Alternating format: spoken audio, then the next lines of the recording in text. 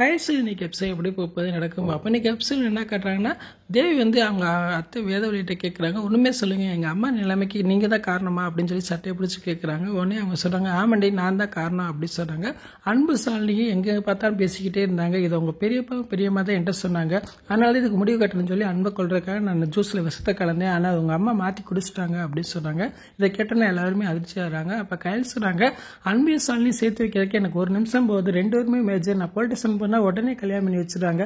நான் ஏன் அப்படி செய்யாமல் இருக்கேன்னா நம்ம குடும்பத்துக்கு அது செட் ஆகாது, வேண்டாம்னு நினச்சி தான் நானும் தள்ளி நிற்கிறேன் அப்படின்னு சொல்கிறாங்க. பிறகு வேதவழி வந்து போலீஸ் வந்து அரெஸ்ட் பண்ணி கூட்டு போகிற மாதிரி காட்டுறாங்க.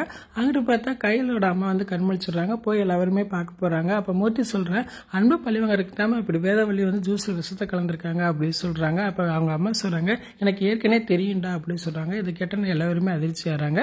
இன்னைக்கான எபிசோட் இப்படி தான் போகுது. ஃபுல் வீடியோ பார்த்துட்டு பேசும். இந்த வீடியோ பிடிச்சா மறுபடியும் லைக் கொடுத்துட்டு மறக்காமல் சப்ஸ்கிரைப் பண்ணுங்கள். தேங்க்யூ.